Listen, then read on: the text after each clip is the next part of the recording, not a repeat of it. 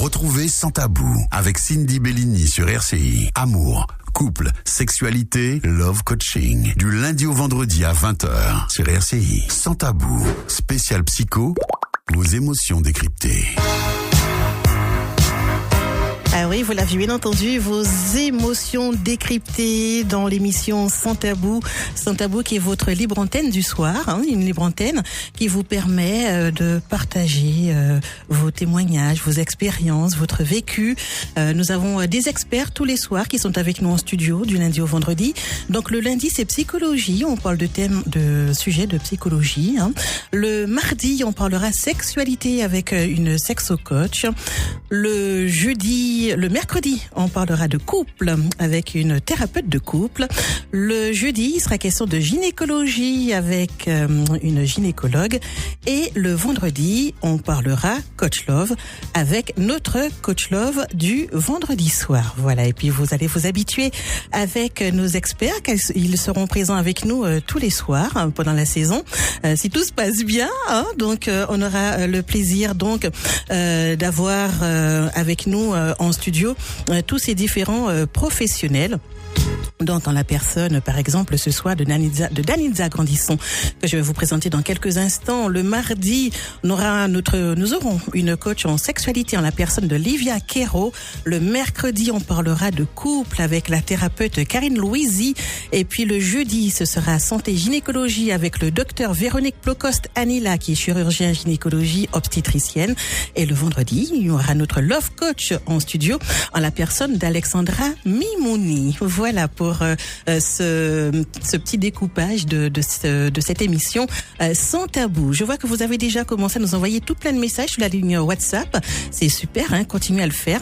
Je rappelle que le thème de ce soir, la thématique, c'est les pervers narcissiques dans la relation amoureuse. Et on en parle ce soir en compagnie de la psychologue Danitza Grandisson. Bonsoir Danitza. Bonsoir Cindy, bonsoir à tous. Je suis vraiment ravie de vous avoir avec nous ce soir, Danitza Grandisson. Est-ce que vous pouvez vous présenter auprès de nos auditeurs? Alors oui, je suis donc comme on a dit, Danitza Grandisson. Je suis psychologue clinicienne, mais aussi conférencière et formatrice. Très bien, Danitza Grandisson donc qui sera avec nous ce soir jusqu'à 21h. Alors ce soir, nous allons parler, je l'ai dit, des pervers narcissiques. C'est un sujet qui touche beaucoup de personnes, beaucoup plus qu'on ne l'imagine, que ce soit des hommes ou des femmes, le ou la pervers narcissique. Alors comment les reconnaître, comment s'en protéger et surtout comment s'en sortir quand on a été piégé. C'est de ce que nous allons parler ce soir, Danitza Grandisson, le sujet donc des pervers narcissiques. Alors on va commencer par un premier témoignage. J'ai reçu un témoignage sur notre ligne WhatsApp. Alors au début, il était séduisant, charmant, attentionné, puis peu à peu, il a commencé à me critiquer, m'isoler, me dévaloriser. Je n'ose plus rien faire sans son accord. Alors là, on peut parler peut-être déjà d'emprise, Danitza ? Exactement. Je pense qu'à un moment donné, quand on veut comprendre un petit peu plus profondément de quoi on parle, c'est bien de pouvoir définir un petit peu les choses, sans être trop théorique, parce que ce soir, on reste justement très accessible et pratique. Mais moi, j'aime bien les petites définitions. Et j'aurais bien aimé quand même expliquer à nos auditeurs ce qu'il en est quand on parle de perversion narcissique. Alors déjà, le narcissisme à la base, c'est normal. Ça parle de nous, ça parle de notre estime, de qui on est, de la valorisation dont on se donne. Mais quand ça devient, on va dire, pathologique, c'est là que ça pose problème.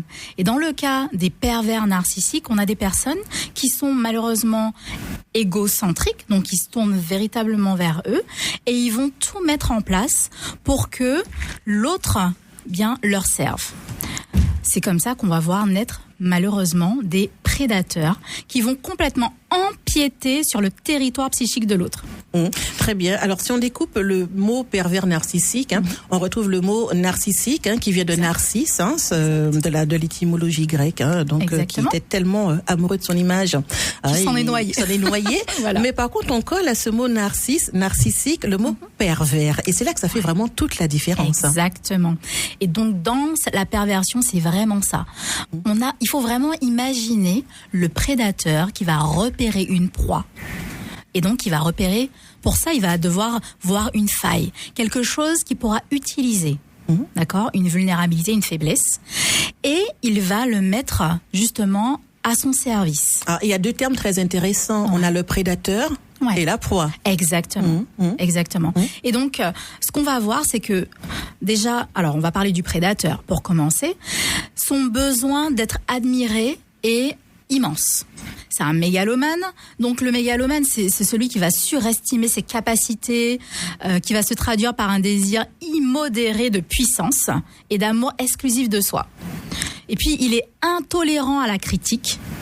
C'est quelqu'un qui est indifférent aux autres. Et il est capable même de les exploiter. Et en ça, on reconnaît justement, le prédateur. Ça réagit énormément sur notre ligne WhatsApp, et puis c'est toujours très intéressant de lire des témoignages. C'est très courageux aussi pour les personnes de pouvoir et merci d'ailleurs et dire ce qu'elles vivent ou ce qu'elles ont vécu. Alors il y a une auditrice qui dit: bonsoir, je suis restée 22 ans mariée à un pervers narcissique. Je suis divorcée maintenant. Je suis une femme détruite. Le dénigrement, c'est en permanence, pas devant les autres. C'était jamais de sa faute. C'est lui qui était la victime, avec un langage contradictoire. Le problème, je pouvais le quitter. Je pouvais quitter, fuir la maison sans les enfants. Voilà, elle dit qu'elle pouvait pas partir sans les enfants. Alors, il manipulait également les enfants contre elle. Et puis, donc, le message est assez long. Alors, elle dit que, elle n'a pas de contact ni vu ses enfants depuis 16 ans aujourd'hui. Elle continue sa vie de célibataire. Elle va bien, bravo. Elle a suivi... elle dit que son seul regret a été de ne pas fuir avec ses enfants. Devant les gens, c'était un saint. Ce monsieur manipulait son entourage. Même la gendarmerie lui donnait raison. Ils sont très forts, ces pervers narcissiques. J'ai déménagé loin de lui. C'est Elina, signée Elina. Et puis elle dit: j'avoue, au début, c'est une perle rare aux yeux de l'autre. Alors c'est intéressant. Il y a beaucoup de choses intéressantes dans ce message. On voit déjà donc cette question d'emprise, on peut dire d'emprise, puisque à partir du moment où on se fait dénigrer et qu'on reste quand même dans la relation, c'est que quand même il y a un fort pouvoir de l'autre sur sa personne. Non, mais l'emprise, en fait, c'est vraiment le fond du problème. C'est-à-dire que, alors, juste avant, on a parlé du prédateur, et justement dans l'emprise, on va parler de la proie. Alors, malheureusement, c'est souvent les hommes qui sont dans cette position de pervers narcissique, mais il y a aussi des femmes. Mais les hommes profitent souvent de cette domination, notamment culturelle, sociétale qu'ils ont. Donc voilà. Mais l'emprise, ce qui va se passer, c'est que on va dire que la victime va être comme mise sous cloche. Elle a parlé de la manipulation, et elle a parlé aussi de ce qu'on va, les Anglais vont appeler le gaslighting. Ça veut dire faire douter la victime. Faire douter de la victime de ses perceptions, de ce qu'elle pense, de son raisonnement. Et donc, du coup, la victime va se dire: mais est-ce que finalement, c'est pas lui qui a raison? Puisque la façon dont il amène le sujet, parfois ils ont vécu la même situation, la même chose. Ils ont observé la même chose, mais l'interprétation sera complètement différente. Elle a parlé aussi de quelque chose qui va permettre l'emprise, donc permettre que la victime ne sera pas en mesure vraiment de pouvoir voir les choses, voir qu'il y a un problème tout de suite. Elle va avoir des petits doutes, mais elle sera pas en mesure de se dire: ah mince, ça c'est un problème. Pourquoi? Parce que il y a l'isolement, on l'a entendu, il y a la manipulation de l'entourage. Il y a aussi, donc j'ai parlé déjà de ce doute qui est semé. Il y a la critique, le dénigrement. Ça, ce sont des points qui vont être très très forts dans ça, et qui vont malheureusement ne pas permettre à la victime de pouvoir dire stop tout de suite. Alors, il y a beaucoup de personnes qui ne comprennent pas. Quand on ne l'a pas vécu, on ne peut pas comprendre. Parce qu'il y a des gens qui se disent, on entend, ça va pas, pourquoi est-ce qu'elle part pas, pourquoi est-ce qu'elle ne quitte pas cette relation, ou bien pourquoi est-ce qu'il ne quitte pas cette relation. Et beaucoup de personnes ont du mal à comprendre. Et justement, on ressent le désarroi de... Dans le témoignage, on le ressent bien. Mais en fait, la manipulation, c'est quelque chose de très très fort, en fait. Le prédateur, j'en parlais justement en ces termes, parce qu'il va repérer la faille chez l'autre. Il va venir jouer exactement là où ça fait mal, dans cette vulnérabilité. Et j'ai envie de rassurer toutes les victimes, on a tous et toutes quelque chose qui nous rend vulnérables. Mais dans le commun des mortels, on va dire dans les relations normales, et bien en fait, quand tu rencontres quelqu'un que tu apprécies, jamais la personne va essayer de prendre cette vulnérabilité et te la renvoyer en pleine face. Non. Ils sont toujours charmants. Hein. Au départ, c'est toujours... il faut bien appâter la proie. Voilà. C'est le grand jeu de la séduction. Bien sûr. Et c'est pour ça aussi que je présume que quand les personnes sont victimes des pervers narcissiques, elles espèrent toujours retrouver cet homme ou cette femme qu'ils ont connu au début. De leur relation. C'est vrai qu'on a été un petit peu vite, mais je suis bien contente que vous rameniez justement cette notion de séduction, parce que c'est vraiment ça. Et quand on est séduit et séduite, eh bien en fait, on ne voit pas la réalité de qui on a en face de soi. La personne... Alors, il y a quelque chose aussi, c'est que cette personne observe. Il va passer le temps à observer l'autre, pour voir ce que la personne apprécie, qu'est-ce qui est important, etc. Et il va avoir un discours qui met la personne en confiance. Une fois que cette personne sera en confiance, là, il va commencer à utiliser en fait ce qu'il a repéré en termes de failles contre cette personne, et on a déroulé déjà tout ce qu'on a déjà dit autour de la manipulation. Mais c'est bien triste parce que parfois quand on rencontre quelqu'un, on raconte son vécu. Oui, bien sûr. Et puis parfois ces histoires peuvent se retourner justement contre nous soi. Quand on a affaire à un pervers narcissique. Mais ça fait un peu peur puisque on a l'impression que ce terme peut galvauder aussi, Danitza. Souvent quand ça va pas entre deux personnes, tout de suite le terme sort. Ah oui, j'étais avec un pervers narcissique. Est-ce qu'on peut bien expliquer vraiment ce que c'est, pour que les auditeurs puissent bien comprendre et se retrouver dans ce terme de pervers narcissique? Parce qu'il y a des personnes qui n'ont jamais connu ça de leur vie, qui n'ont jamais connu de pervers narcissique et puis qui n'imaginent même pas que des personnes comme ça puissent exister. Alors justement, et ça c'est aussi un sujet qui est très très important, et c'est pour ça que on a déjà un peu mis en fait sur la table les éléments qu'il faut regarder. Cette notion de prédation, comme je l'expliquais, ça va être important. La notion aussi, alors excusez-moi, je veux juste quand même reprendre quelque chose d'important. Quand on est face à une personne et on a tout ça, le doute, on va dire que c'est quelque chose de légitime. Mais quand on a une personne en face de nous qui constamment remet la responsabilité de ses actions sur nous, on doit commencer à se poser des questions. Quand constamment il y a un changement, donc on a parlé de la manipulation, on doit se poser des questions sur, le fonctionnement de l'autre. Oui. Et ça, c'est vraiment quelque chose de constant. L'isolement, on en a parlé. Ça aussi, ce sont des points de repérage qui sont particulièrement importants. Alors, il faudrait peut-être pas prendre les signes isolés, parce que peut-être c'est un regroupement. Un regroupement. Oui. Parce que si, par exemple, je ne sais pas, on a un partenaire qui nous dit j'aime pas ta façon de t'habiller, tu devrais t'habiller autrement, on ne peut pas le caractériser de pervers narcissique. En effet. C'est vraiment un tableau. Alors, dans mon jargon, on va dire un tableau clinique, en fait. C'est vraiment un ensemble de choses. En fait, tout ce qu'on a déjà dit. Voilà. Alors, on va retrouver ces éléments-là dans ce qu'on appelle la violence conjugale, mais pas forcément de la même façon.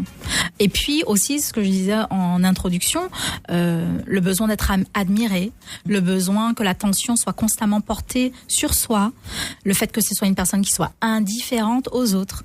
Et puis, vous parliez tout à l'heure de cette séduction de départ. La personne, le pervers narcissique va toujours donner un petit quelque chose qui va faire croire que on pourra accéder à nouveau. Oui. Mais il dira aussi, si on n'en est pas là, c'est de ta faute. Très bien. Voilà. Donc il y a le doute. Elle dit, Elina, justement celle qui nous a écrit ce message, que vous avez tout à fait raison, Danitza, qu'elle doutait tout le temps d'elle. Oui. Mais quand on a le doute mélangé à la peur, ça donne quand même un cocktail assez explosif. Oui. Parce que on peut dire aussi que quand on est sous emprise et qu'on parle de violence, parce qu'il y a des emprises aussi, qu'elles soient psychologiques ou physiques, c'est très violent quand même tout cela, et ça engendre quand même de la peur. Peut-être la peur de s'exprimer, la peur de mal faire, la peur de tout en vérité, et même la peur de partir. Oui. La perversion narcissique, c'est la volonté de détruire l'autre. Oui. Ça commence particulièrement par le psychisme. En effet, ça peut évoluer vers de la violence physique, de la violence financière, l'utilisation aussi des enfants, le chantage affectif. Donc tout ça, ce sont, on va dire, ce sont des éléments, et moi je préfère même parler d'armes en fait. Ce sont des armes qui ne disent pas leur nom, mais qui installent la peur. La peur va avec l'emprise, en effet. Alors, il y a aussi un autre terme qu'on emploie souvent. Alors, il y a le terme de l'emprise. On a bien compris que c'est le fait d'être dominé et puis de ne pas avoir accès à ses propres pensées, à sa propre liberté. Mais à quel moment est-ce qu'on parle de relations toxiques? Qu'est-ce qu'on appelle une relation toxique? Peut-être que c'est un mélange de tout ça. Sauf que je voudrais quand même préciser que la relation toxique ne se résume pas que au cas de perversion narcissique.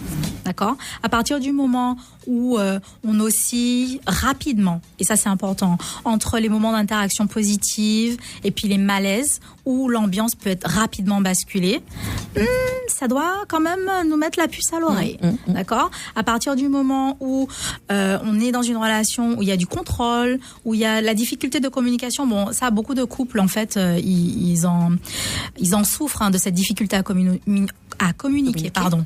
Par contre, d'avoir, on va dire, une domination d'un côté et puis une soumission de l'autre dans la communication. Mais j'ai vraiment envie d'insister sur le fait que ce soit régulier, que ce soit constant. Ça aussi, la notion de temps. Aujourd'hui, on est dans une société de consommation et on consomme même nos relations. Du coup, on ne prend pas le temps de connaître l'autre, de savoir à qui on a affaire. Et on peut vite tomber dans une forme de toxicité.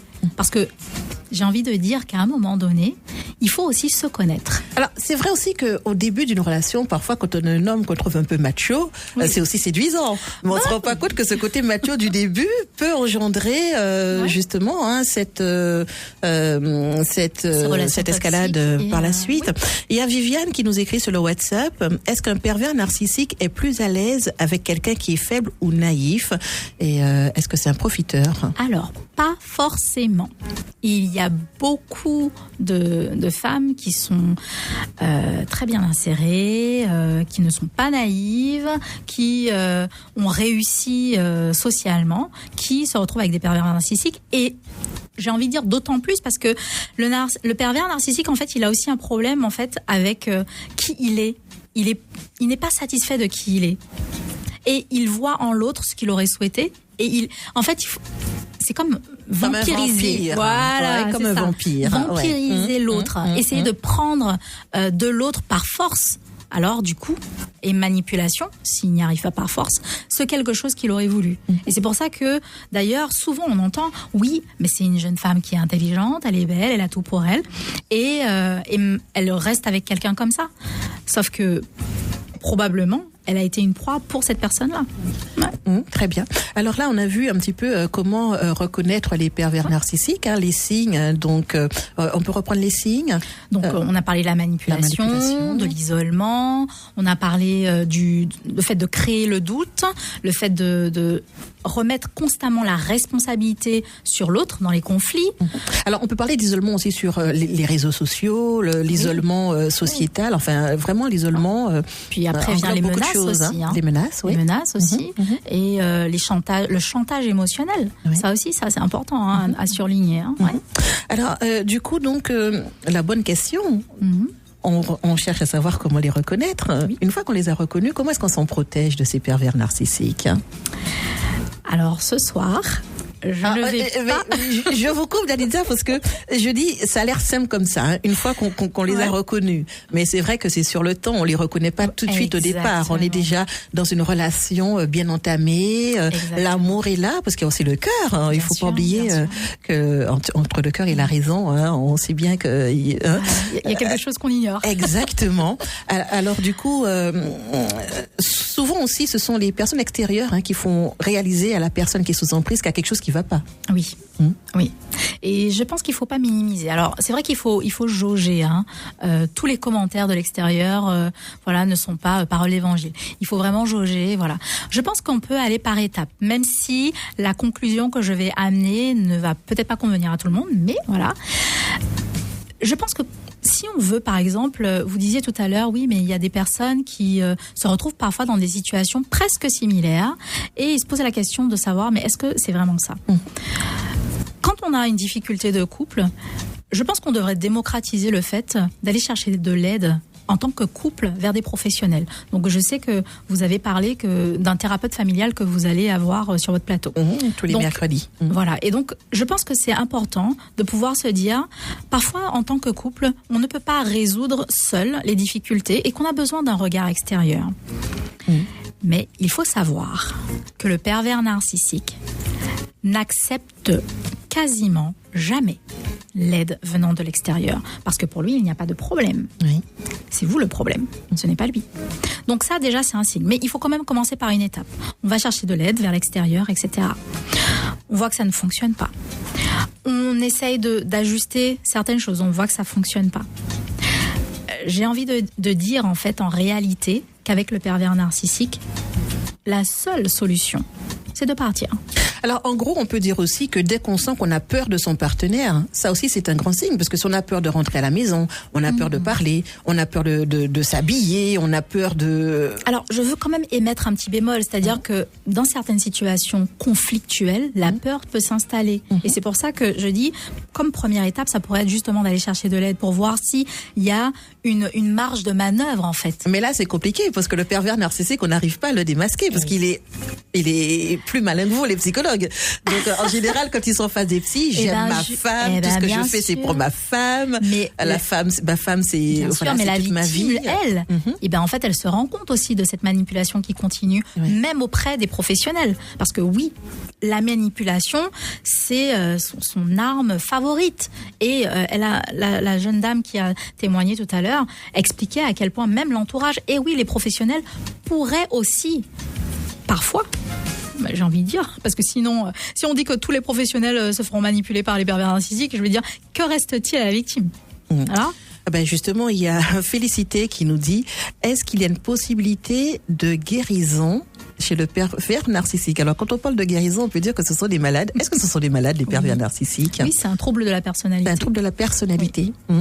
Alors, vous savez, je ne prétendrai pas qu'il y a une possibilité de guérison ou pas, pour la simple et bonne raison, comme je l'ai dit juste avant, ils ne cherchent pas d'aide parce que pour eux, ils n'ont pas de problème. Donc même si il y aurait cette possibilité qu'ils trouvent dans l'aide proposée de la guérison, ils n'iront pas. Donc en ce sens, eh bien en fait, malheureusement pour eux, la guérison est exclue. Très bien.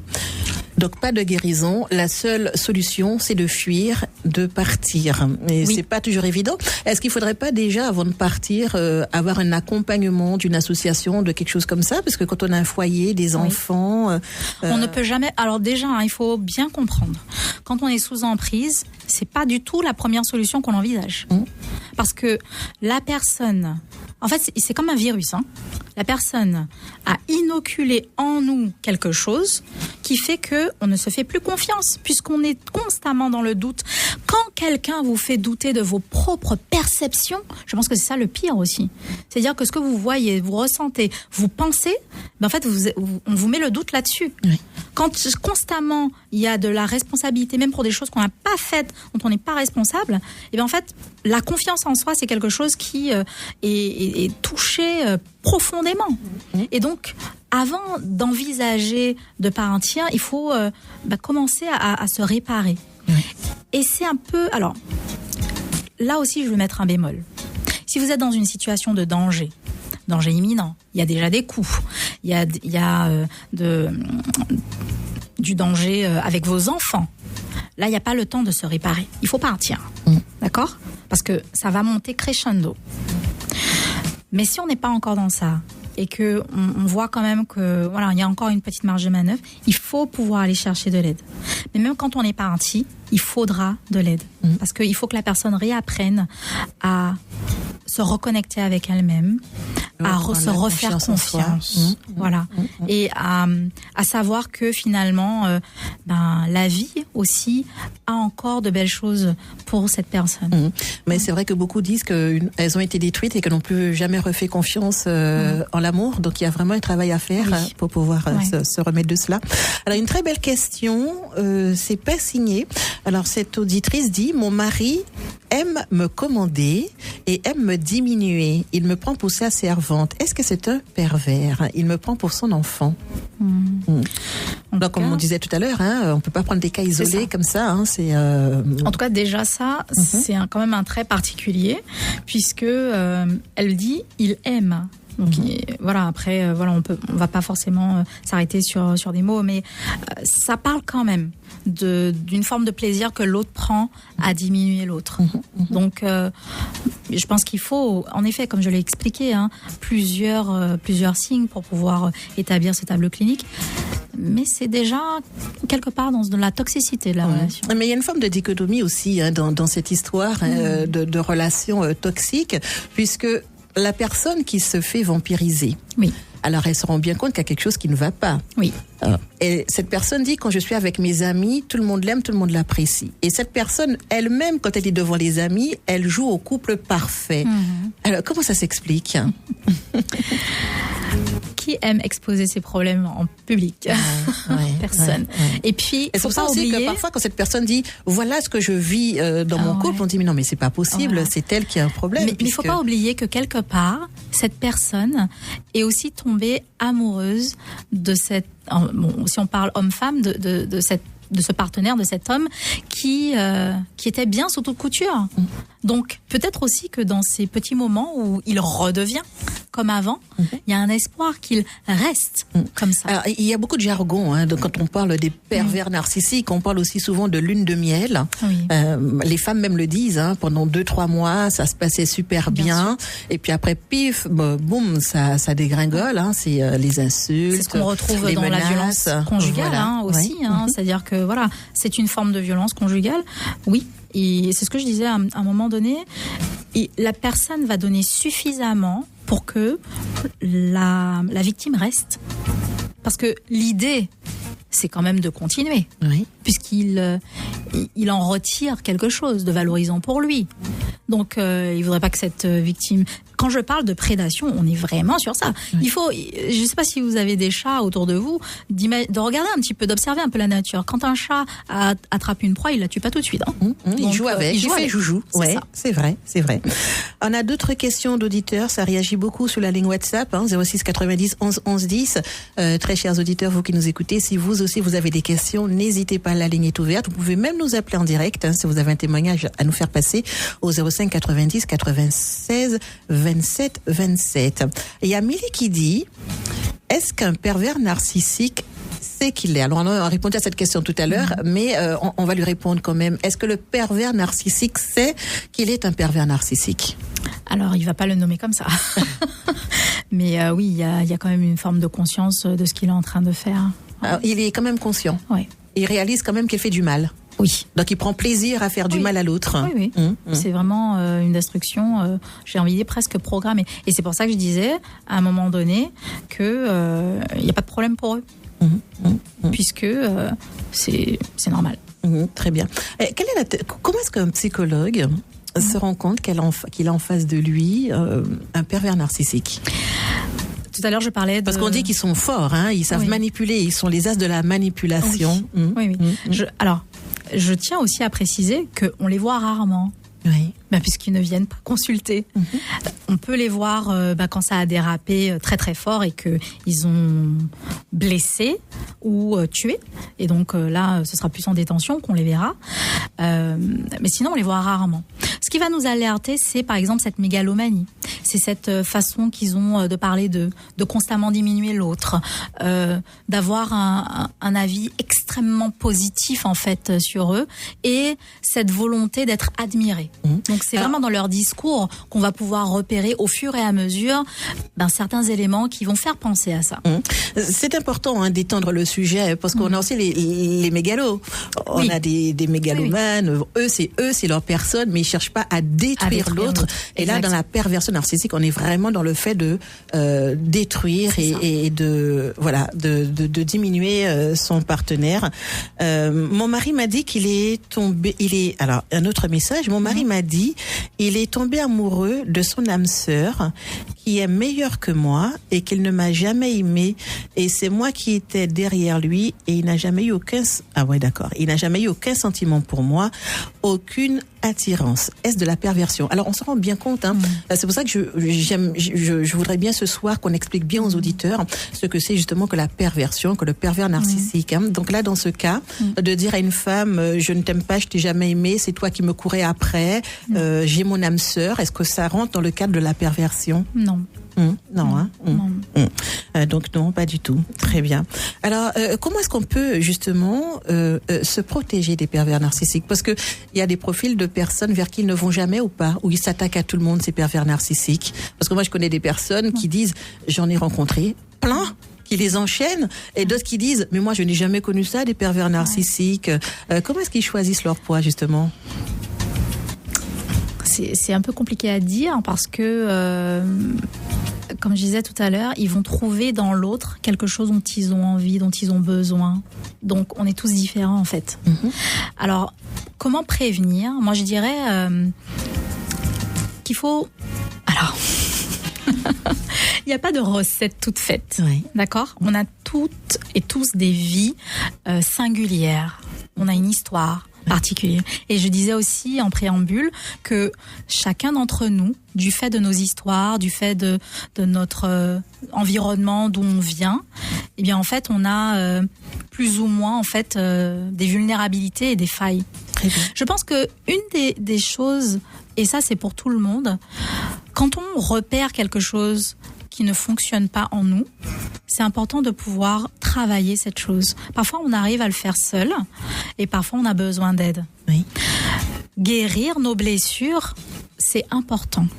Parce que quand on ne guérit pas ses propres blessures, eh bien, en fait, à la fois, on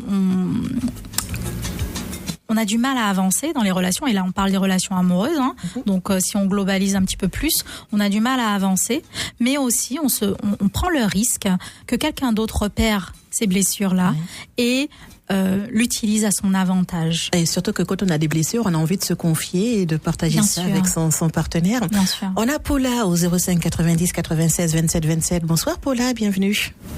Allô, bonsoir, je vous appelle parce que j'écoute votre édition. Là, vous parlez des couples, mais moi, c'est pas du tout le cas. Moi, c'est au sein de ma famille. Donc, dans cette famille, il y a la mère qui est narcissique et il y a une de mes sœurs qui est narcissique. Et ça a été très difficile.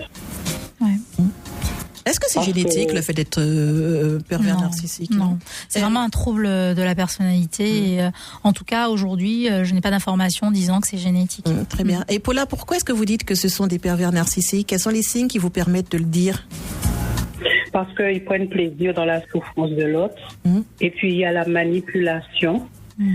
Et puis, ils sont jamais responsables de ce qu'ils font. C'est toujours les autres.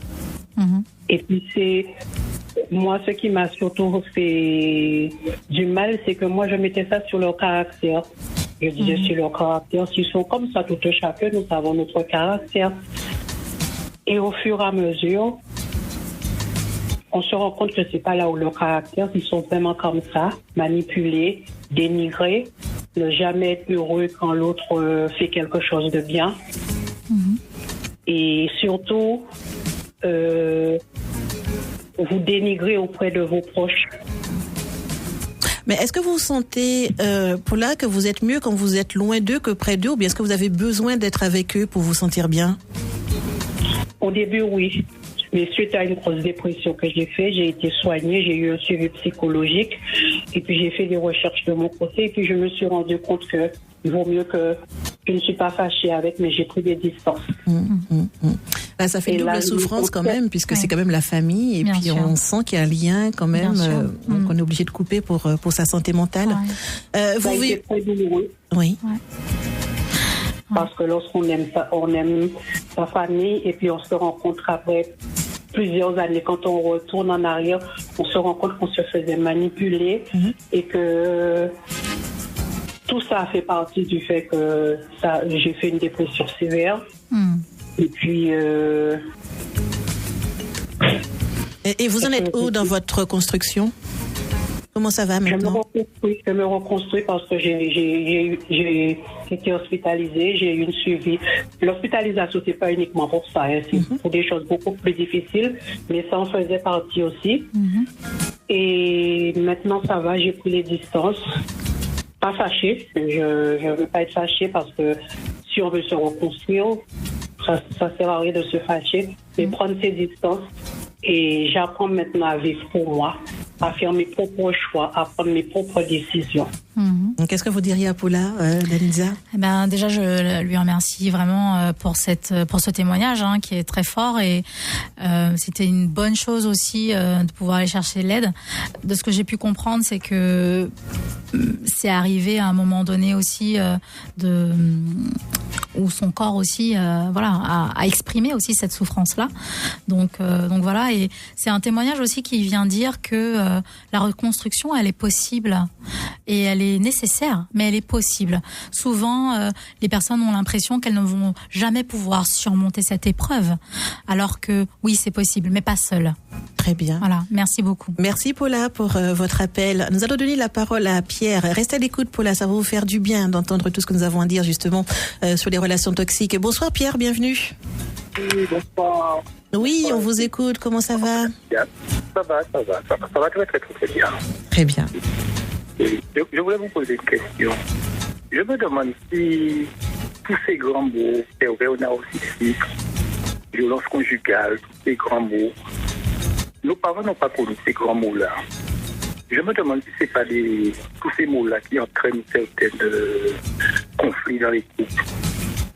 Parce que quand on a une femme qui construit une maison à 400 mètres de chez vous, sans pour le cacher, et qui monte vos enfants contre le faux, et qui, depuis que les enfants sont en classe, dans les petites classes, jusqu'au master, ne vous a jamais présenté au bulletin de notes. Vous voyez? Non, je vous suis pas trop dans le sens que dans le terme de la relation toxique. Donc vous dites que vous, par exemple, dans votre relation avec votre compagne ou votre épouse et les enfants, il y a eu une forme de manipulation de la part de madame sur les enfants à votre rencontre, c'est ça? Ex-compagne. Ex-compagne, oui. Oui. Donc, je me demande si c'est pas tous ces grands mots-là qui entraînent ces conflits dans les couples. C'est profond, là. La réponse sera vraiment pas simple, on va dire, puisque là, c'est assez large quand même. Alors, Danitza Grandisson, psychologue, est-ce qu'on peut dire que les grands mots qu'on emploie aujourd'hui font que les couples vont de moins en moins bien? Alors, non, pas du tout. Je pense au contraire que on a posé des mots sur des choses qui se faisaient déjà. Comme je disais aussi, c'est vraiment l'ensemble des signaux qu'on a qui nous permettent d'établir un tableau clinique. Et très concrètement, l'établissement de ce terme, de cette terminologie pervers narcissique doit être établi par un professionnel. Oui. D'accord ? C'est pas le commun des mortels qui va se dire tiens, lui, voilà. Par contre, on a des choses qu'on repère. Ensuite, dans les conflits, oui, on peut retrouver de la manipulation. Oui, on peut retrouver oui, là on parlait du mensonge. Oui. D'accord ? C'est des choses, oui, qui arrivent. Et c'est ce qui détruit aussi pas mal de personnes. Oui. D'accord ? Parce qu'on est dans une phase de conflit. Mais ce n'est pas parce que aujourd'hui on a des mots, etc., qui entraînent. Bien au contraire. On est venu poser des mots. On est venu théoriser sur des choses qui ont été observées. Voilà. Très bien. Pierre. Parce que je viens d'appeler une cousine à moi qui a à peu près qui est dans la cinquantaine. Elle me dit qu'elle ne sait pas ce que ça veut dire pervers narcissique. Donc, vous comprenez? Oui, tout à fait, on comprend très bien. Hein. C'est pour ça que justement, on parle de cela ce soir dans cette émission Sans Tabou, la première justement de cette saison. Comme je le disais, c'est un terme qui est souvent galvaudé et on entend beaucoup de personnes dire pour un oui ou pour un non, mon ex était ou est un pervers narcissique, et ça n'a vraiment rien à voir. C'est pas au moindre conflit qu'on peut parler de pervers narcissique, et on parle vraiment de perversion quand il y a la dégradation de l'autre, hein, quand vraiment on cherche à dénigrer et puis anéantir entre guillemets, hein, détruire carrément son partenaire Pierre. Moi je vous dis, c'est tous ces grands mots-là, ce sont des mots qu'il faudrait peut-être les expliquer plus simplement pour que les gens puissent comprendre. Moi je comprends. Oui. Mais quelqu'un comme ma mère, les grandes sœurs, qui ont déjà 80, 75 ans, 70, elles ne comprennent pas. Très bien. Il y a un mot très simple que beaucoup de personnes comprennent, c'est psychopathe. Hein. Dès qu'on dit que c'est un psychopathe, on comprend tout de suite. Hein. Ben, psychopathe, Pierre, si on te dit, ouais, Bissier, c'est un psychopathe. Non, on rigole, c'est pas drôle, mais c'est vrai que... Très bien.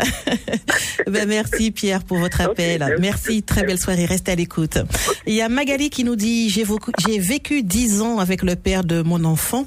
Au début, c'était le paradis, mais dès que nous avons commencé à vivre en couple, tout a changé. Il est devenu autoritaire. Il cherchait toujours à me dénigrer. Malheureusement pour lui, je suis une femme de caractère et indépendante. Quand nous nous sommes séparés, personne n'a été étonné car en public, je n'ai jamais fait semblant. Aujourd'hui, je n'ai aucun regret. Mon enfant est pleinement épanoui. Je pense que chacun doit régler ses problèmes personnels et ne pas rendre les autres responsables de leurs actes. Voilà, c'est signé Magali. Nous allons prendre la direction du standard. Alors, avant de prendre Marlene au standard, alors il y a des femmes de caractère qui arrivent à partir très vite de ce genre de relation. Donc, pour elles, la reconstruction se fait facilement. Il y a quand même un travail à faire derrière. Il y a toujours un travail à faire derrière. Je fais aussi attention de dire avoir du caractère. Il y a des personnes, comme je disais tout à l'heure, qui ont du caractère. Mais la mise sous emprise a fonctionné. Oui. Et donc du coup, malgré leur caractère, eh bien en fait, voilà, parce que il y a eu quelque chose qui a été vraiment instillé à partir d'une vulnérabilité et d'une faille profonde. Très bien. Direction le standard. On va accueillir Marlene. Bonsoir Marlene, bienvenue. Bonsoir. Bonsoir. Comment ça va Marlene? Eh bien, c'est très très très difficile. Oui, on vous écoute. Oui, moi je vis en ce moment avec mon fils qui est avec une personne pervers narcissique et ce n'est pas facile. Oui, on vous écoute, allez-y, racontez-nous. Oui, alors mon fils est resté 13 ans avec une personne pervers narcissique et je ne me suis jamais mêlée. Je l'ai laissé vivre sa vie parce qu'elle était jeune et la fille était plus grande que lui. Elle était déjà mariée, divorcée avec un enfant de 3 ans. Et mon fils a pris le relais. Mais je me demandais, mais pourquoi la fille est comme ça? Il y avait des mauvaises humeurs. Un jour, elle est bien, un jour, elle n'est pas bien. Un jour, elle est en train de crier. Et finalement, ça s'est soldé par un échec le 9 novembre 2022. Elle a frappé mon fils. Et mon fils lui a rendu ses coups. Après, elle a rencontré son amant qui lui a dit d'aller porter plainte. Et on est venu enchaîner mon fils. Et on l'a mis en garde à vue. Mais vous savez, les jeunes maintenant filment tout. Et avec son portable qu'il a pu filmer tout ce que la dame lui a fait. Et il a monté ça au police judiciaire. On est allé arrêter la dame aussi. Et sa famille était complot. Et sa mère m'avait dit qu'elle était fragile, mais elle n'avait pas dit en quel sens. Et c'est à ce moment-là qu'on a vu la dame dans toutes ces perversités dérangeantes au niveau quoi. Comment ça se passe maintenant aujourd'hui pour votre fils? Comment? Votre fils, ça y est, il est séparé d'elle? Oui, depuis 2022, depuis le 9 novembre 2022. Très bien. Par la suite, elle a demandé la garde exclusive. On ne lui a pas donné, elle a donné garde alternée. Et elle ne voulait pas donner les enfants. Elle prenait les enfants sans donner à mon fils ses enfants. Mon fils s'est battu. Et puis, à la fin des fins, elle est partie en France le 30 août 2023. Elle a donné les enfants à mon fils. Elle a dit qu'elle part pour 18 mois. Mais en réalité, elle est venue avant 18 mois, elle est venue à 10 mois. Et tous les papiers qu'on avait fait pour les enfants, elle a dit carrément que son avocat lui a dit c'est caduc. Alors mon fils lui dit, mais comme c'est caduc, votre avocat devait m'envoyer un courrier justifiant que c'est caduc. Il est parti avec les enfants, on a porté plainte, on a fait tout ce qu'on pouvait. Et puis elle est partie avec les enfants en métropole sans avertir le JAF. Le juge des affaires familiales. Alors du coup, on voit bien que, comme on disait tout à l'heure, et ça rejoint une question que nous pose un auditeur, est-ce que les femmes aussi sont pervers narcissiques? Alors dans ce cas-là, on parle de... C'est un petit peu, voilà, c'est un peu ambigu. Bon, après, on n'a pas tous les détails. On n'a pas tous les détails. Voilà, pour juger de ce qu'il en est. C'est vrai que c'est un conflit. Il y a certainement, elle a parlé de fragilité du côté de la dame. Voilà, il y a une possibilité que ce soit ça, et une possibilité que ça le soit pas. Mais en tout cas, là, ça a été compliqué, en tout cas pour cette famille. Et oui. Et en fait, je voudrais juste rebondir sur les enfants. Dans les conflits, on oublie aussi la place des enfants. Les enfants sont des victimes dans ça, puisque leur intérêt, en fait, n'est pas pris en compte. Les adultes se battent. On parle de garde, mais en réalité, personne ne s'est posé la question de ce qui serait intéressant pour les enfants. Oui. Je ferme la parenthèse. Très bien. Marine, c'est vrai que quand c'est comme cela, toute la famille souffre, hein, maman, enfant, papa, tout le monde souffre. On vous souhaite beaucoup de courage, Marine. À vous et à votre famille, hein. Et puis. Oui, on lutte, et puis par la suite, je peux continuer. Oui. Rapidement, on a beaucoup d'appels, oui. Elle est retournée le 30 août 2024. Et le 1er septembre, elle vient dire tu as acheté les listes pour la rentrée? Mon fils lui dit je ne savais pas que tu allais retourner. Hein? Je ne sais rien du tout. Et puis elle est tombée, on l'a amenée à l'hôpital, à un service neurologie psychiatrique. Et le 28 novembre, on a pu avoir nos enfants. Et on les a convoqués au tribunal, il n'est pas passé. Le tribunal n'a pas jugé le même jour. On a renvoyé en février 2025. Elle ne s'est pas présentée. Et là, on nous a donné le 13 mars la garde exclusive des enfants, parce que les enfants souffraient. Très bien. Donc, c'est... Elle s'en fout des enfants, mais elle veut atteindre le papa. Très bien. Ben écoutez, il faut entourer les petits-enfants, Marline. Hein. Soyez bien présents, et puis on espère que pour la maman, que le suivi psychologique soit bien réparateur. Merci beaucoup, Marline, pour l'appel. La libre antenne ce soir, l'émission Sans Tabou à 20h50. On arrive presque à la fin de l'émission. On accueille Ludo. Bonsoir Ludo, bienvenue. Bonsoir. Comment ça va Ludo? Ben, ça va. Une petite voix très posée. Oui, on vous écoute. C'est bien. Oui. Alors, je voulais intervenir sur l'émission. Je rejoins un peu la dame concernant la parenté des couples. Il m'est arrivé une histoire où, voilà, on va dire que ça n'avait pas du côté du papa, mais de la maman. Et que des fois, on se retrouve dans des situations un peu perspicaces qui fait que le couple, on va dire, il se brise. Mais ça, c'est la nouvelle génération, ça. Le fait que le couple se brise, c'est une histoire de nouvelle génération, Ludo, c'est cela? Bien sûr. Et en fait, c'est une histoire d'amis,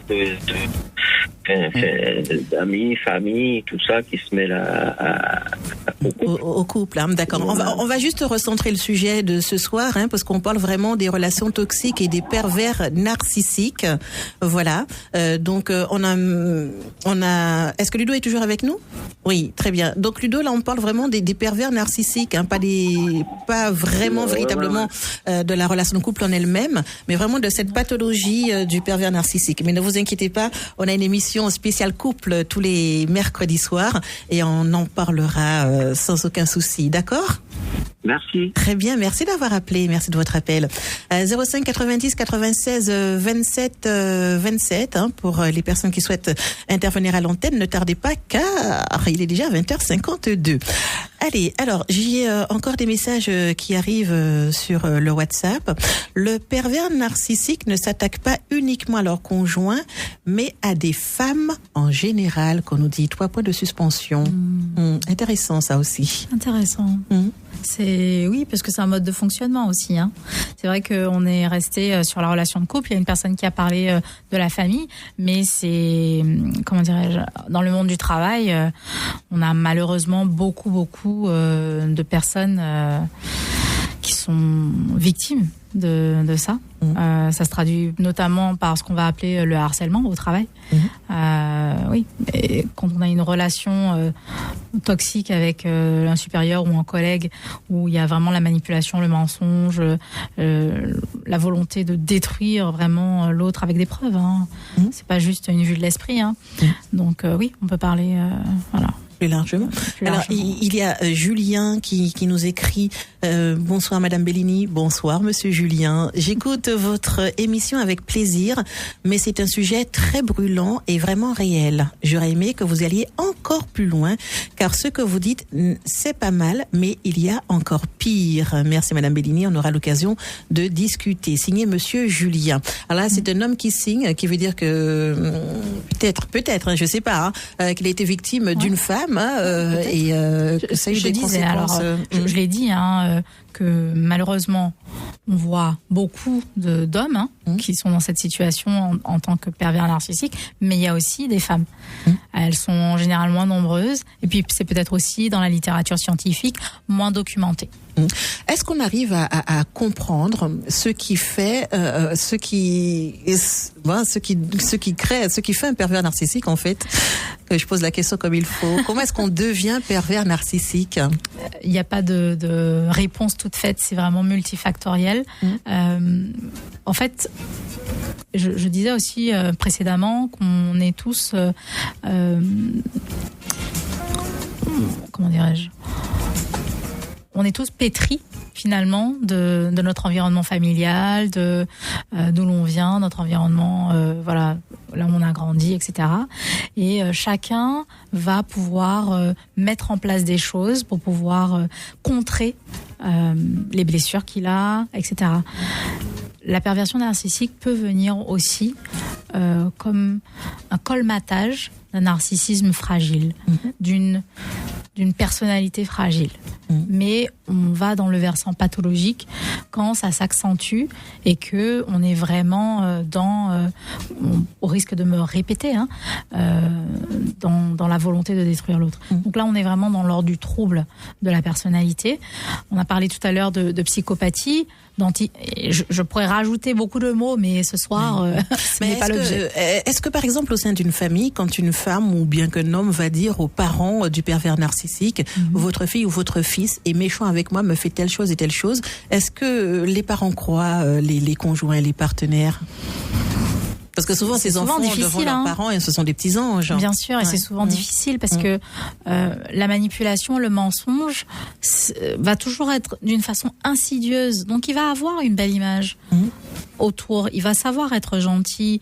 Il va savoir répondre aux attentes d'une certaine partie de son auditoire.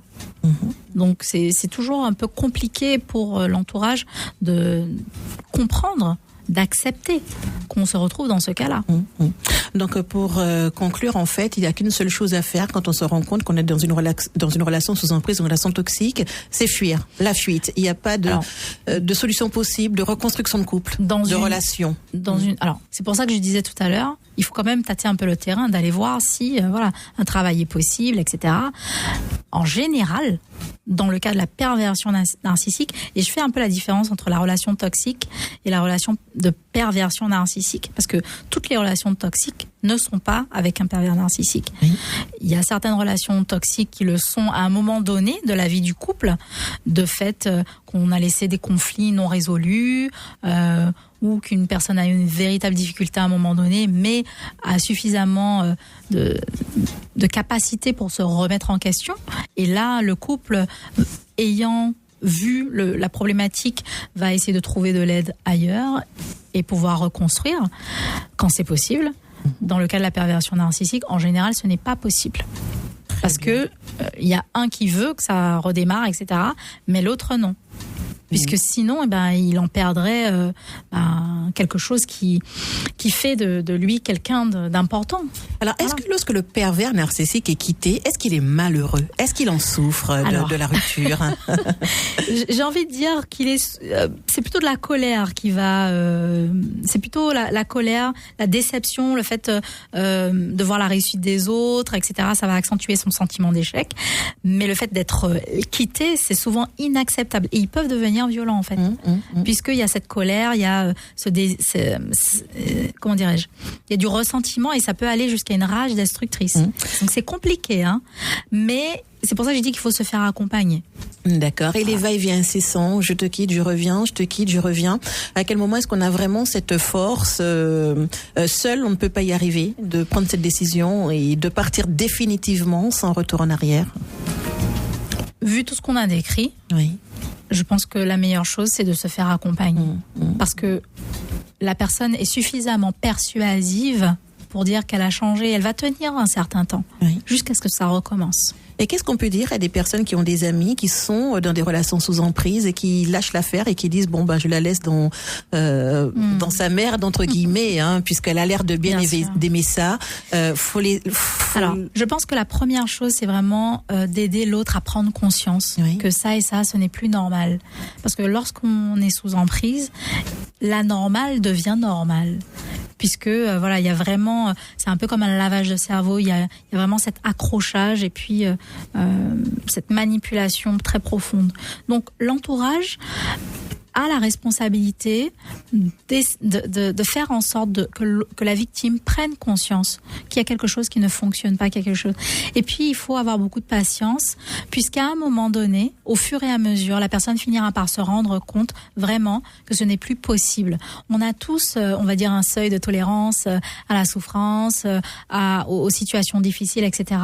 Donc voilà. Quelque chose que je voudrais dire aussi, qui est important, un peu pour prévenir. Donc j'ai parlé tout à l'heure de la guérison des blessures. Je voudrais aussi dire aux gens que c'est important de savoir qu'est-ce qui est important pour eux, quelle est leur valeur, leur centre d'intérêt. Qu'est-ce qui fait que dans la relation de couple, voilà ce que j'attends, voilà ce que j'aurais souhaité. La relation de couple n'est pas simplement pour recevoir, c'est aussi pour donner. Mais si on est dans une relation où exclusivement on est dans le don et on ne reçoit rien du tout, voilà, c'est aussi se poser des questions sur ce qu'on a véritablement envie pour soi, pour son avenir. Se poser les questions. Aussi prendre le temps. Tout à l'heure, je parlais de société de consommation et de consommation de la relation. Le temps aide aussi à voir avec qui on a affaire. Et puis à partir du moment où on a des doutes, je lisais une citation qui disait que l'intuition, c'est la conscience qui a fait un excès de vitesse. Oui. Et je trouve ça intéressant. L'intuition, c'est la prise de conscience qui a fait un excès de vitesse. En fait, on a aussi nos intuitions. Ouais. Il faut pas les négliger. Voilà. Très bien. C'était un beau mot de la fin. Et puis moi, il y a une petite citation que j'ai bien aimée aussi. Aimer quelqu'un, ce n'est pas vouloir l'enfermer dans le cadre de nos attentes, mais lui offrir l'espace de rester lui-même. Le respect dans un couple, c'est ce langage silencieux qui dit à l'autre « je t'accepte tel que tu es » sans vouloir te changer. Excellent. Très Très bien. Ce sera la conclusion de cette émission. Donc, c'était la première de Sans Tabou ce soir. Merci à vous, Danitza. Grandissons merci pour de m'avoir reçu. Vos éclairages. Donc, on retient que le pervers narcissique, il séduit d'abord et il détruit ensuite. Mais il existe quand même des moyens de sortir de son emprise. Il faut pouvoir en parler, se faire accompagner et surtout ne pas rester seul. Exactement. Voilà, très bien.